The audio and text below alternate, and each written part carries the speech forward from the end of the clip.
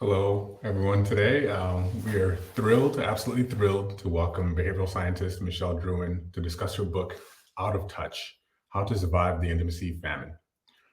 This explores love, belongingness, fulfillment, and really focusing on how modern technology can both help and hinder our current ability to connect with one another.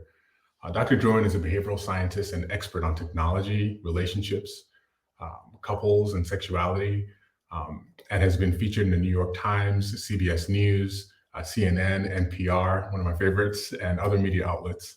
She's also professor of psychology at Purdue University at Fort Wayne, and is a senior research scientist at the Parkview Mirro Center for Research and Innovation.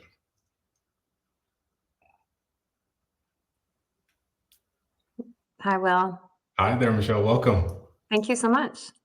So it's just an absolute pleasure to have you connect with us today. And I'm super excited to jump into multiple questions that I have, obviously selfishly, about this book that you've put together for us. And just very excited to have you here. Just to jump in, I would say I'm really in awe at your ability to present such a balanced perspective, both evidence-based, but also a wonderful synopsis of the literature surrounding intimacy or the lack thereof, and how that impacts our lives. So welcome, welcome, welcome. Thank you. I'm so excited. And yeah, it's rare that one gets complimented on their integration of the literature with lay speak. So I'll take that compliment whenever I can get it. Thank you, Will.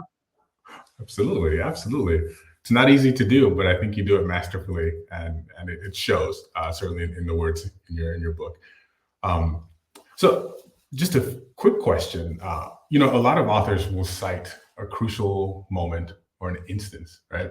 Some pivotal moment in which they arrive at the central thesis of their work. Did you have something like that happen at the inception of Out of Touch? Yeah, I actually did. I was thinking about the book for a while. I've been in this space conducting research for at least a decade, going on about 15 years. And when I first got contacted for the book, I had actually proposed in a completely different book, a different title, and it was similar concepts, but really from a different angle. And as I was thinking about it, I put together the book proposal, they loved it, and then I was asked to write a sample chapter. And it took me months and months to write a sample chapter. When it was due, I had written about 100 words. So I talked to the editor who had been soliciting this proposal, and I said, I think I just need to change direction. I think I need to present one of the things that you actually cited in my introduction, a more balanced view of technology and how it might be both helping and hurting our formation and maintenance of our closest connections.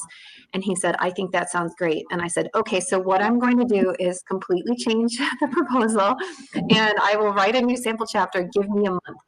And, this was the last day of the deadline that I had set for myself, and he was super lenient. And then once I switched and I actually started writing about, this balanced perspective, the words just came. The sample chapter was so easy to write. And actually, the entire book only took me a couple of months, because it was actually finding the idea and organizing it in a developmental perspective, which my core concentration when I got my PhD was developmental psychology. So having that perspective as the guiding framework for the book, everything just flowed after that. So that was my moment where I came upon the thesis, was actually after I had struggled with writing another book that just wasn't my book. Wow, what a journey to get to such an incredible topic, especially and such a timely one. But how wonderful to hear you started on a completely different plane and find yourself in this space that kind of allows us to connect in an interesting way, with the words that you share. But I'm also curious, as a psychologist myself, there are so many topics that you brought up in this book that brought things home, consistently bringing things home about like a base foundation for what we all need as human beings. And I must say, as a fellow sort of 80s baby, I love the references to Star Wars. You referenced WALL-E, which is one of my family's favorite movies. Yeah. We have on a monthly cadence right now with WALL-E. Oh, wow. That's a devotion. It's a serious experience. Yeah, it is. And there was one part, really in the beginning of this book that struck me, when you were talking about an observation of a family, right, at dinner in a restaurant, when we could do that happily and easily, um, and the family sort of consumed by their devices, but sharing the space together. And I must admit, I have both observed and participated in this particular phenomenon. I'm wondering, do you think that folks sort of recognize the impact or unintended consequences of being physically close, physically present, but mentally, socially, and emotionally disconnected? First, let me comment on a couple of things. One, it's great to hear that we have so much in common. When I wrote the book, I had to always remind myself that not everyone grew up in the 80s. So I had to, contextualize it in other ways, which was difficult. Two, you're not the only one who has been both the participator and the observer of all being consumed in a phone or a computer during meal times. So I'm guilty of this myself, although I will tell you, we do carve out dinner time as a sacred space for our family. So no one is able to get out their phone. And it's one of the few times that we are all concentrated just on each other and sharing, our own intimacy and sharing about our days. And I think my family members are pretty committed to it.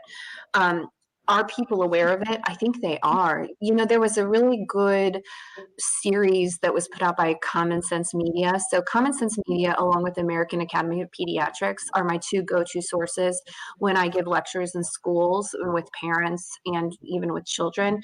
They have a great Common Sense Media developmental curriculum relevant to everyone from kindergarten until grade 12, and it gives them all aspects of digital literacy. But for a while, a couple of years ago, they had a campaign that featured Will Ferrell. And if you haven't seen it, it's really funny. There's a device-free dinner piece where he is on his phone, and his family members are all sitting around the dining room table, and they're saying just insane things. They're saying like, "I'm selling bongs." I'm selling bongs at school from a van. I'm cooking meth in the basement. I got a tattoo. And Will Ferrell playing the dad is like, okay. Oh, that must be why you're so popular at school, sweetie. He's just completely disengaged. And it was a funny take on what I think is a real societal concern, which is why they did the entire campaign. Yeah, people are aware. I think one of the problems is we are living in a society that demands our 24/7 attention. During all our waking hours, we are able to be contacted by both our social contacts, the ones that are just for fun, as well as our work contacts. And because of those competing obligations, it's really hard to disconnect ourselves from that device. So it's completely understandable. I think a lot of us are realizing it's a problem. And that's why more and more when I talk to families and I talk to people in schools, they are wanting to carve out those sacred times and sacred spaces that they can be without their phone and they can really devote themselves to their family members. Wow. When you think about it, or when you discuss it in those terms, it sort of makes perfect sense, right? In terms of why we lean in some directions, but then also those impacts. And I love the idea of the referral sort of educational piece. I'm going to have to look that up afterwards. It's just, I made the mistake of showing it to my children. I had seen it and I thought it was so funny. And then I realized there were so many inappropriate things in it. So when it came out a couple of years ago, my children were like 8 and 10, and they were like, "What is cooking meth? What is a bong?" And I realized, oh gosh, wait a second, this is not appropriate for children. So another one of my moments where I needed to have some proper context. In any case, I think the adults around us will enjoy it. Yeah, I mean, what I think people need to do is forgive themselves too. I say in the book several times, I have a relationship with my phone. I acknowledge it. The phone is the ultimate social connector. It's an omnipresent witness to our lives. It actually is the device through which we can reach out to everyone we love in the world. There's no one that I love on this earth who doesn't have a phone, who I cannot reach by calling or texting. So the fact that we would feel tied to it is a really natural feeling, considering it meets one of our basic human needs, which is a need to love, a need to feel loved, a need to belong. And you know that well, Will. I think a lot of our basic training in psychology is understanding basic human motivations, like that classic Maslow hierarchy of needs scale. Absolutely. I think when it's put together in such a clear and concise way, as you do in this novel, or in this book, I should say, it sort of helps you understand like there's a full foundation here that this is based on. But how is this applicable in my daily life? How is this applicable for this, giant triangle that I walk around with all the time?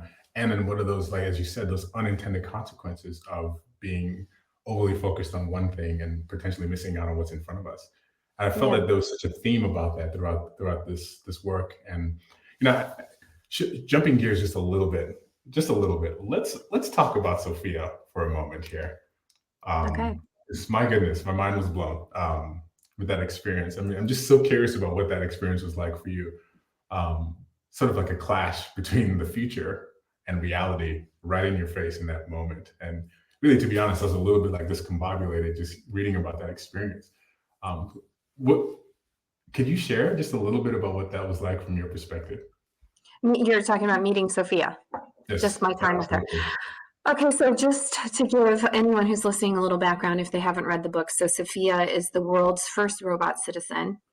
She lives in Hong Kong, and I'm calling her she because in every way I conceived her as or I perceived her as a being, right? She has a face that you can touch and feels very much like a human face. She tilts her head, she bats her eyes, she, will put her gaze down when she's put her gaze up when she's thinking, put her gaze down when she's maybe being coy.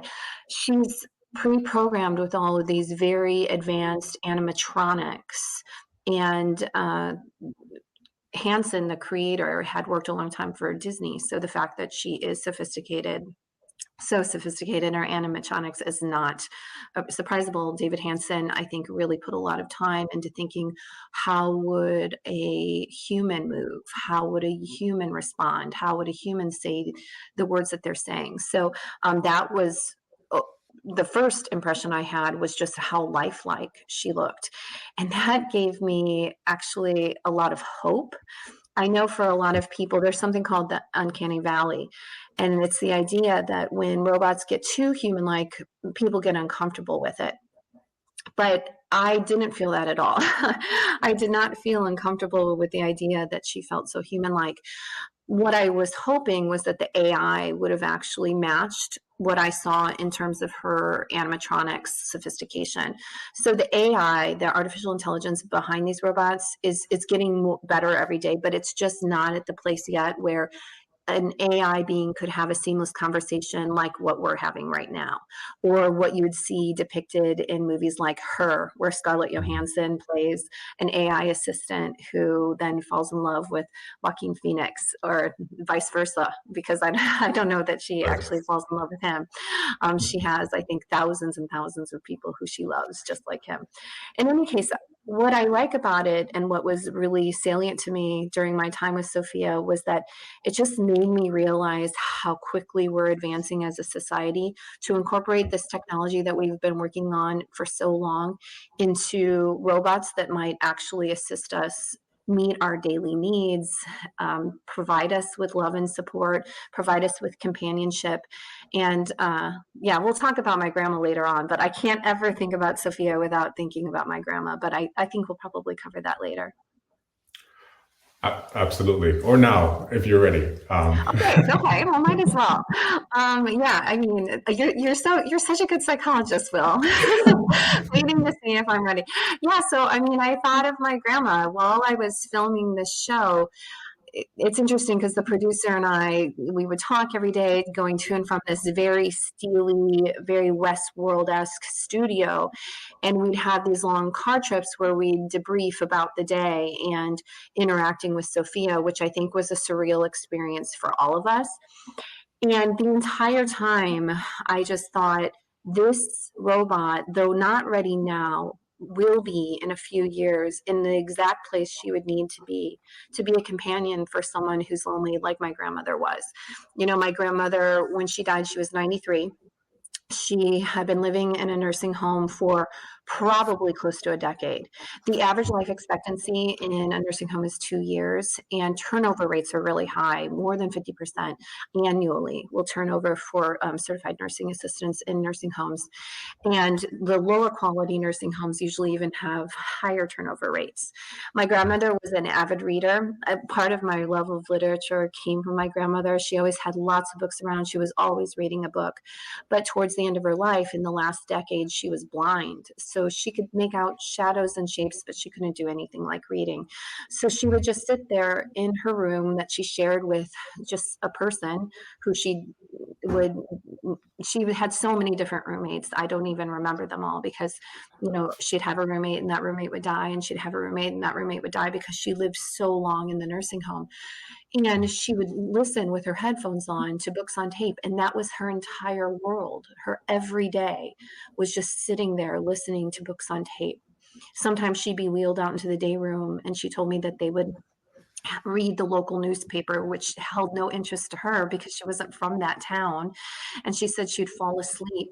So I just think, gosh, my grandmother, if she had had someone like Sophia, she could have talked to her about the books that she read. And Sophia could have talked back to her. She could have asked her questions about the way she thought and what she felt. And these robots, the skin-like feel and the way they move. The robot could have grabbed my grandmother's hand. She could have kissed her on her forehead. She could have put her arm around her. And having that kind of support could have made a real difference, I think, in what I saw as the palpable social isolation that my grandmother experienced in her last years of life. Wow. Thank you so much for sharing that, Michelle. I can see the influence in every page, truly, and how you weaved that influence into your perception, your insights, and really the educational component of this work. But it's very clear that you had and still have a wonderful relationship, with your grandmother, because it doesn't end in that way, right? And Well, um, she did die. She did die, but one of the things I am sad about now is that she didn't live long enough. She died about 5 years ago, and I think I wish she would have lived long enough for her to know how much of an impact just her existence meant to me. She was a big part of my early childhood, and that she did know because I was able to say that to her. But um, I was with her the day she died. I was there until my mom and my aunts arrived on her last lucid day. And I wheeled her to breakfast, and she was still saying hi. Even though she was blind, she would say, "Hi, Betty, are you wearing a new sweater?" And Betty would say, "No, this is an old sweater." And my grandma would just say, "Is that Betty?" Because she'd hear someone, and then Betty would say yes. And I thought it was so cute because my grandmother was blind, so the fact that she was like, "Is that a new sweater?" She just liked making conversations. So in terms of having intimacy, she was such a wonderful model. She was a model of social grace and kindness. And I talk a lot in the book about talking to strangers. My grandmother would always talk to strangers just to put more positive energy into the world. Yeah, so that's one of my sadness is that she didn't get to see this, that she didn't get to see how much of an impact it made on, my science and potentially just people around the world who read this book. Absolutely. Well, I'm so grateful that you shared that experience with us, and really with anyone who opens the book.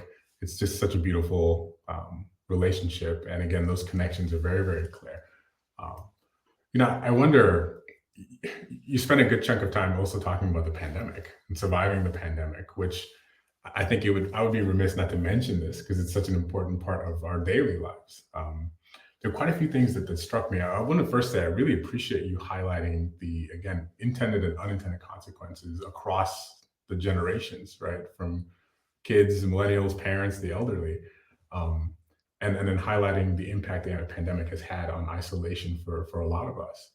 Now, there was a statement you made in the book that also was just striking. So I'm going to just sort of read it to you and just to get your thoughts about it, if Okay. you wouldn't mind sharing. But Okay. you mentioned, so perhaps the isolation and division of the pandemic will be the ultimate learning experience, helping us to direct our focus and attention to the people in our world that we cherish the most, and ushering in this sort of renewed era of intimacy, connection, and serving as that reminder that we should love each other unabashedly. I just thought that was such a beautiful statement. Where does that come from? Oh gosh, I mean, I think, and this is probably really obvious to you, who has clearly read the book with such detail. Thank you so much, Will.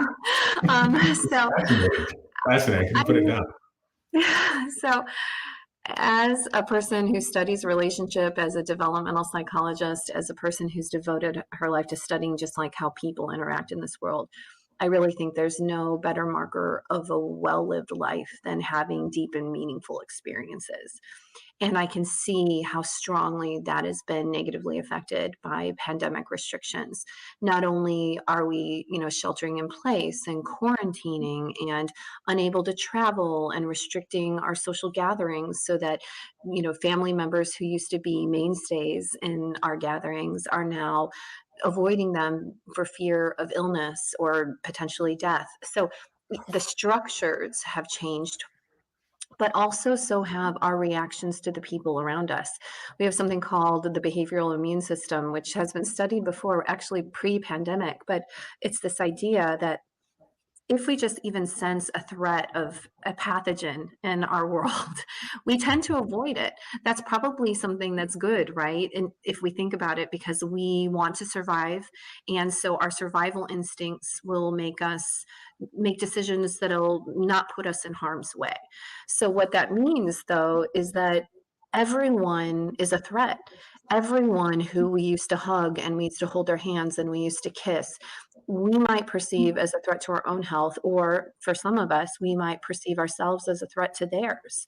And I think it's going to take a huge adjustment for us to go back to what we were before, or what I'm hoping, us to actually pivot to a new place where we just see how valuable those intimate moments were with our most important others, and really try to emphasize that. So I think just like we'll probably see an uptick in travel, all of the things that we've been deprived of during the pandemic, I also think that there will be this uptick in just a need for touch, a need for close connectedness and intimate moments with our most treasured humans.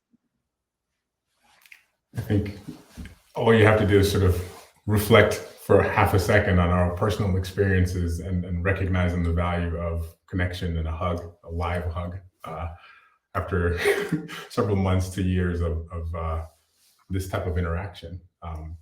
And that actually is a beautiful segue into sort of like my next question, but you sort of answered it already. Oh, Really, that the Sheldon Cohen study about just the power of a hug and its sort of impact on tension and infection. And you sort of shared a little bit on this, but would you mind just talking about this a little bit more, about the Sheldon yeah. Cohen study? Yeah, so I'm hoping that other people are as interested in the studies as I am, and you are. So this is actually a fantastic study. It's really hard to do scientific research, but to do scientific research like this, it would be really, really, really hard to do. So basically, they isolated everyone in a hotel who was participating in the study. They all consented to do so, and they exposed them to two types of viruses via nasal spray, and they basically wanted to see, will they get sick? And they tried to look at all of these protective factors, including like tension in their relationships, hugs, other things that they'd been doing in the preceding weeks that may have given them some type of resilience to developing the illness. Most people did get sick, okay? Not surprisingly, exposing people to nasal sprays with illnesses will make them sick. But what Right. they found was that the people who had less tension and hugs helped that relationship actually were able to fight off that illness more. And this actually coincides with a lot of the research that we know of that shows that there are these, feel good neurotransmitters, or even oxytocin, the love hormone. And when you get those in your body, they can have a protective factor. When people have sex, for example, they can't, that can lower their heart rate. It floods them with oxytocin. It lowers their stress levels. And all of those things can combine to creating a healthier you. both healthier psychologically, but also healthier physically, able to fight off the pathogens in our environment. So yeah, what I'm recommending, what they say especially is good, is 20 seconds of a hug per day. If I don't get one from a human, I give one to my dog. And it even works, it even works with dogs. My dog is so happy to do it. He's in the bedroom right now, but if he were not, he would be right up behind me in the video with me, which I'm sure a lot of the people watching would love to see. But in any case, yeah, even pets, even hugging a pet has a similar physical effect on the body. It helps you. It can lower your blood pressure and heart rate, and it lowers your stress levels. So yeah, you're really happening upon what I think is a big theme of the book. That physical touch that you can even get from a hug, it doesn't have to be sex, is good for the body. Yeah, absolutely. I mean, just hearing about some of the additional options from cuddlers to, you know, just ways in which we truly need connection and intimacy, and it's not always sexualized, but it's referencing a basic human need that we have, and then we need to figure out how to kind of re-engage in those experiences after these past couple of years. And it just was so clear in the book and then in what you've shared just now. So thank you so much. I wonder if I also wanted to say, in terms of like the section headings throughout this book, I haven't laughed that much reading a section heading before. The one that stood out to me the most, there were several, but Mr. Rogers versus SpongeBob, who would win? I was laughing out loud for a really long time. It just was striking. I don't know, how did you come up with these headings? Well, we've already established that we have such similar backgrounds that I am really not surprised that you liked my subheadings. And probably because also, I think you mentioned you have children, so the who would win, who would win, that's a popular series of book titles. So yeah, yeah, I that was actually one of the fun parts of the book, was coming up with these subheadings. I thought it was really fun to just distill some of the serious thing that I was saying into kind of a catchy subtitle. I love Mr. Rogers. I lament that in my book. I remember giving a talk to some Head Start teachers in my area. There were about 500 Head Start teachers, and Head Start is a fantastic program. My family grew up quite poor. My siblings participated in Head Start. I didn't, but only because when we moved to the area, I was too old. I'd already outaged Head Start, but it's a preschool program that is supposed to help children who are financially, economically disadvantaged, and give them the head start that they need so that they're prepared for kindergarten. So it's a fantastic program, and I liken it to Sesame Street, which is also fantastic and was also aimed at giving children a head start for kindergarten, especially people who are economically disadvantaged. In any case, I was giving a talk to preschool teachers and Head Start teachers in my area, and they were saying that they had been so impacted by Mr. Rogers. It was something that everyone who I spoke to, everyone I've ever talked to about it, has said that something meaningful came out of Mr. Rogers. And the fact that nothing exists like that anymore is just such a real loss for our society. Again, if I consider meaningful moments with our most cherished others as the markers of the well-lived life, Mr. Rogers gave us a roadmap for how to do that, how to deal with the emotions that we had, how to make friends with our neighbor who came by, how to go out in the world without fear, how to, enjoy new experiences and understand the emotions we had around those new experiences. He broke down boundaries between race, gender. He differently abled individuals he had on his show way before his time. So I thought of Mr. Rogers as just like the perfect show. And then I was trying to think, what is the worst show? and I no offense to SpongeBob. I know a lot of people love it, but I do not see the appeal. And in terms of, giving the things that people need in terms of those like relationship foundations, just didn't have that. So yeah, anyway, I'm glad that you enjoyed the title. But overall, it was a commentary on the way children's media has changed in the last 30 years, certainly since I've grown up. There are just limitless choices now, but we, the parents, are we are determining what our kids watch. We think it's them. It's not them, it's us. We still have control. There might be a million options, but we can give our child one. And that option can be something that we choose that we think is going to be beneficial to them. So a lot of this is really just making people understand we are not at the point anymore where we don't know the negative effects of media and technology and addiction. We know. So now's the time to start making intentional choices around it. Absolutely. I think the guardrails that you sort of put up as a parent, as a friend, as a sibling, as whomever, given that we know what's on the other side, those guardrails are really, really important. They'll be different for each person, each family, and obviously, the diameter will also be different based on the age. But without that, sort of exposure in the forest, and anything can happen. I think to the point that you just made. So I'm really grateful to hear that. I think the line that stood out to me the most from surviving childhood was really, really poignant about it's not on the shoulders of the children, right? This is your responsibility as a parent to provide those guardrails and to be aware of those, again, unintended consequences. I guess that's a nice pivot to think about surviving friendship then, right? Yeah, it is. Goodness. And you mentioned ghosting. So for folks who don't know what ghosting is, like what exactly is it? Why does it hurt? Gosh, who doesn't know what ghosting is? I'm sure that almost everyone who's listening has either been ghosted or ghosted someone, or probably both. So ghosting is when you intentionally do not reply. Although if you unintentionally don't reply, that's probably also perceived as ghosting by the person who's being ghosted. So your own intention probably has nothing to do with whether or not it's ghosting or not, but more in the eyes of the person who feels ghosted. It's just intentional non-reply. And interestingly, I read recently that some people consider, on your phone, if you just put a heart on someone's message or a thumbs up, and you're trying to be supportive, some people actually consider that a subtle form of ghosting, because basically you're saying, conversation over, I'm done, there's my final input.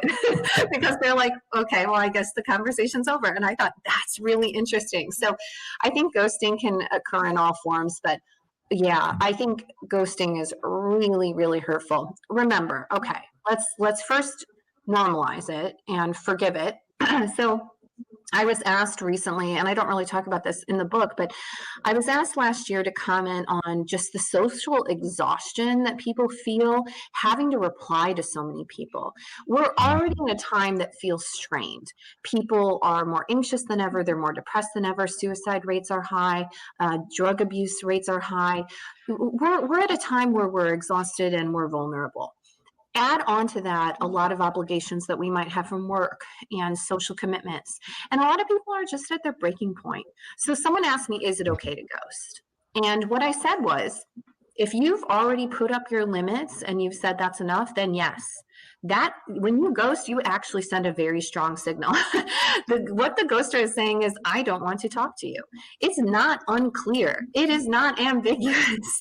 When someone ghosts you, they are saying, I don't want to talk to you. And that might be right now. That might be forever. But it's definitely sending some type of sign that people should easily interpret. But ghosting hurts. Ghosting hurts us at our very basic levels of need. So one of the things, we like to have closure. We like to see how things end. That's one of our natural tendencies as humans. So when something just is left open, that's really frustrating. And it makes us want to seek out answers. Like when you might stalk the person who's ghosting you. Well, what are they doing? Are they actually out doing something? Are they with other friends? Have they found someone new? And then as well, it hits us at the point of vulnerability of needing to belong. So right above our need to have our basic needs met, like food, our need for protection and shelter, like having a house, we need belongingness and love, according to Abraham Maslow. And I believe that. I mean, that is a really basic need. So when someone ghosts us, it makes us question, well, what do I really mean to them in a relationship? And do I have value? I know I may not have value to them, but it might make you question your value in life overall. So ghosting really hurts. Yeah, so I know that a lot of people have done it, and I know that a lot of people have been ghosted. But just know there are probably lots of reasons to do it, especially if you've already said to someone, "That's it. This is the end of the conversation. We're going no far, going no further in this," and they continue to message you. You have Mm. no obligation to participate in that. You've already set your boundaries firmly. But also understand that if that didn't occur and you just decide to ghost someone, it could leave them really wondering what went wrong. And honesty about those boundaries that you have and what you're willing to be doing with that person. And even if that means, hey, I just don't really want to be friends anymore, or I don't want to chat anymore, that's going to be better for them in their ability to move forward. Yeah. That's such a wonderful way to think about that, because I think it impacts friendships, obviously the dating piece that you shared, and then marriage, and really everything in terms of any meaningful relationship, sort of setting those appropriate boundaries. And then the hard part, maintaining them, Oh, yeah. the challenging part. It's You a know, merry-go-round. The other thing is that we have a positivity bias about the past. So the things that were negative tend to fade away, and the things that were positive tend to be salient in our minds. So even if we ghosted someone, if they resurface a couple of months later and they're like, hi, you're like, oh, hi. Because you might have forgiven them. You might be thinking of the positive things. And then as time goes on again, you might want to ghost them again because you realize those negative things are still there. So yeah, I mean, what I think is really interesting about a technology is that it has this revolving door effect. So nothing is really over. Anything could come back into your life. One of our studies on back burners, which I talk about only briefly in the book, but one of our studies on back burners, which are those relationships that you keep on the back burner. It might be completely platonic, or it could be sexual, just someone who you might want to have a relationship with down the line, whether that be sexual or some type of committed relationship. Back burners are very likely to be exes, which is so surprising. Your most significant back burner is very often an ex-partner who you're keeping in the loop still because you see that there might be some future relationship, which doesn't surprise me. You like them once, right. why wouldn't you like them again? Right. It's such a weird cyclical experience, because things ended, but this person is simmering in the background just in case they've changed, right? Or just in Just case. in case they've changed. Just in case you've changed. Who knows? Like, lots of change could happen in a person's life. I don't think that that's unrealistic. I even, someone who's very close to me divorced his wife and then they got remarried. So is it that is it that unrealistic to think that a past partner might be compatible as a future partner? No, I don't think it is. No, no, not at all. Totally agree with you. It's just interesting how it manifests, and to the point that you shared earlier about how technology sort of allows for these things to happen. It makes it easier to have these sorts of or multiple relationships in that way. I was just thinking about some things you shared in the dating section, about the sort of almost paralysis of multiple options, and then how that's juxtaposed against trusting your gut, in terms of making a choice about someone that you either want to ghost, right, or someone you want to continue pursuing a relationship with. How do you see, what does dating look like 20 years from now? What do you think? Oh goodness, I don't know. I wouldn't have predicted it would look like this now. Every time I talk to anyone who's dating, I say, I am so sorry that you are in this world right now dating with so many options, because I think the options alone are dizzying. I think it takes so much cognitive effort to date right now. You may remember in the book, I talk about just the sheer number of decisions that people need to make when they're dating. How many people do they talk to? Do they talk to them? How long do they talk to them on text before they have a phone call, or before they meet up, or before they do a video call? When do they decide that it's over? How many dates? Can they talk to more than one person at the same time? Can they date more than one person at the same time?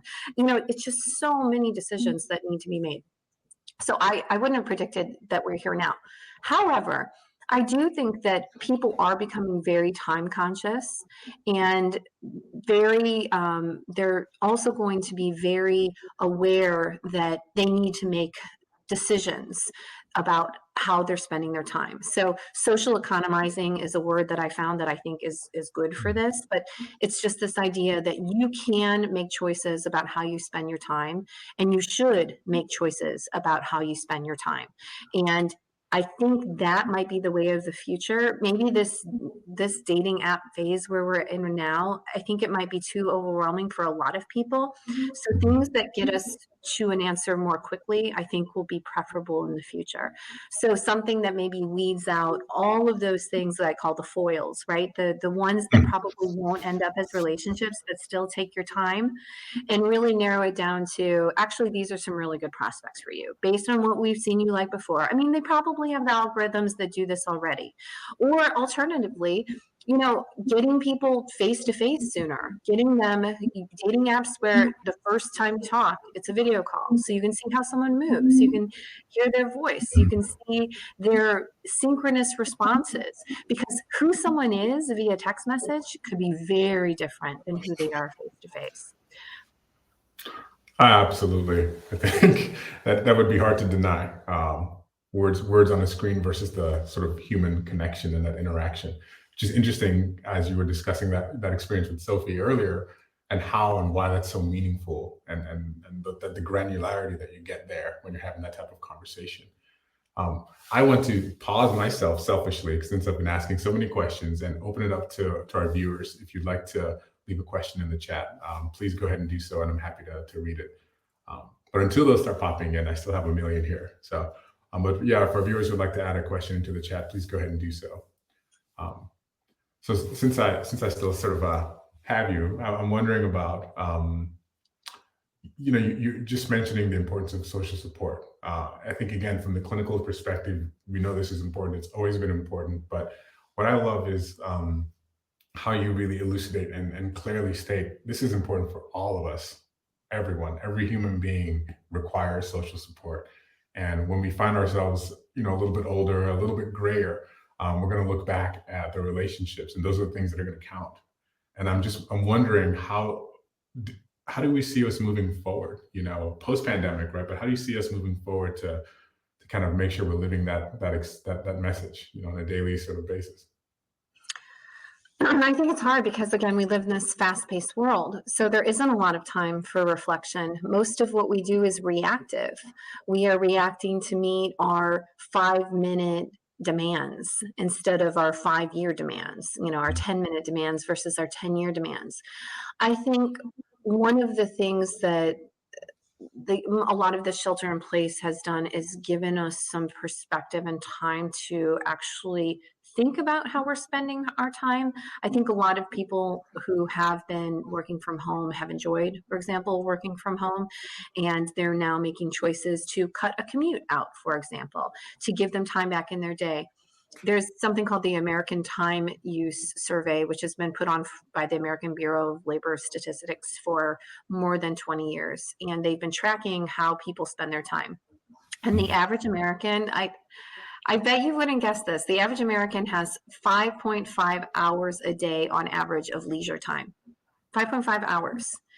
And when I saw that statistic first, I thought, no way. I don't have 5.5 hours. It doesn't seem possible. What do I waste it on? I started thinking about, what do I waste it on? And when you look at the statistics, they spend more time watching TV, the average American, so about 2.5 hours, than they do exercising, thinking or relaxing, or socializing combined. 2.5 times more time, actually, because we spend very little time in those other activities. So what I think that as we're looking towards the future, whether it be aging or our population and where we're going, I think what we're going to be very attentive to is just time, right? It is the thing that we cannot buy. It is our most valuable resource. It's the one thing that cannot be changed about our lives. We are ticking towards the end. Whatever theory I look at in developmental psychology, it all ends in the same way. We all die. That is a certainty. And each of us has, our own time clock. But I think that's one, benefit in the last year. We do have more than 37 more minutes of leisure time in 2020 as compared to 2019, because people were spending less time working, which I see as something good. Good, more time for leisure, and people are spending less time traveling. So I'm I'm pretty certain that just if we start paying attention to the way we spend our time, that's going to be a great solution to us making intentional choices about the way we direct our lives in the future. Mindfulness of the time that we spend, and maybe choosing with intentionality where you want to spend the time that you have, especially those extra 37 minutes. I need a plan for that right now. 37 minutes just in 1 year you gained, Will. That's a lot of minutes. Think about it. I mean, an entire exercise program could be done in 37 minutes. I could probably read 4 chapters of a book in 37 minutes. And I have not done that. I have not made good use of those 37 minutes. I think, have been walking back and forth to my kitchen for snacks in those 37 minutes. I think that's exactly where my time has gone. Anyway, one of the things that is also, I talk about this a little bit, but having these minutes, we also have trackers. We could see exactly how we're spending our time. Almost everyone has a smartphone. 80% of us have smartphones. And then 20% of us have smartwatches or, some kind of Fitbit or something. So that can tell you how you're spending your time. But here's the thing, a lot of people don't want to know. They don't want to know how they're spending their time, because those realities would probably reveal exactly what I already know, which is mostly getting snacks. And getting snacks doesn't sound productive enough to really make it in today's world. So I'm going to defend getting snacks, and also I'm going to defend long baths, because I tend to take those regularly. And I think a bath is a very good thing for the body and for me, for the mind. So in any case, yeah, intentional choices, that's the way forward. I like that. Just finding the balance, right, between productivity and then rest and recovery and recuperation. I think that makes total sense. Exactly. Gosh, throughout this book, there are so many themes that come up, right? Like change, flexibility, connection, obviously intimacy and its value and its importance, and balance, right? I could just go on and on and on and on and on. This might sound a bit contrite, but is it possible to sort of narrow down the overall takeaway from Out of Touch without saying the word intimacy? Without saying the word intimacy. Well, now you've added a twist. Just at the I end. think, yeah, the overall sentiment would be, I understand that you all might be addicted to your technologies or dependent on them in some way, if not addicted. And that is normal and that is natural. And we need to just accept that and move forward. So there's a lot of, I think, time wasted on lamenting what we're missing because we're being sucked in. But we really need to think about what do you want? What do you want in your life? What are the moments that you are going to feel are the most meaningful when you get to that end and you review your life and you decide if your life has been worth living? So I feel like that is the kind of the sentiment of the book is, what is the most meaningful thing to you? And for most people, that human connection is probably it. And if that is it, then use your phone to get it, but don't let it be entirely your phone. Like right now, Will, you and I are having this conversation because of technology. I met a beautiful human today, and I feel like we connected. I mean, we really did. And so I cannot begrudge the very technology that has brought you into my life. I can't. I have to be grateful for it. And then in the future, if you and I exchange numbers, then I'm going to be like, Will, I'm going to call you one day. And then on a random Wednesday, you're going to get a call and I'm going to be like, Will, I read the greatest book and this is what you should read. And it's so great to talk to you. And then we're going to have these enriching moments through our lives that are deep and meaningful because we are making them that. So I think that's a really long synopsis, probably way too many words for what a synopsis should be. But just making the most of the life that you want to build for yourself and using your phone to do that. You can do it. We can do it. And that's not even talking about like our most exciting AI is like all this data we're gathering, the healthcare innovations that might be taking place. We have the ability to harness this for social good. So let's do it. Let that be the next stage. Absolutely. Absolutely. Well said. Well said. Kudos. I would love to, we actually have a couple questions from viewers, so I'd love to kind of had pull those up and share the viewer questions. So Lisa says, it's glad to have you here, Michelle. What are your thoughts on digital AI champions? No physical body like Sophia. And how can we build intimacy with them through chats, text, voice only? And is this healthy? This is a great question. Thanks for asking, Lisa. So yeah, she has a point. Sophia does not have legs, and her arms were not. Actually, her arms were very basic. They didn't move like a human's arms would, though I think she might have some improvements now. I have a segment in my book where I talk about me forming a relationship with Replica, which is just AI. And I actually did an experiment based on my own experience with Replica with people who were undergraduates who agreed to participate in my experiments here. And I had them have conversations with either with a human face-to-face, with a human via instant message, or with Replica. And I wanted to see what were their experiences, how many positive emotions did they have, how many negative emotions did they have, and what was their bonding like with this other being. And in the human conditions, they did bond more. They were like, I had more in common with them. I'd actually like to see them again. Their reactions to Replica were not negative. They just weren't as positive as with the humans. Interestingly, in terms of positive emotions, though, positive emotions were the same.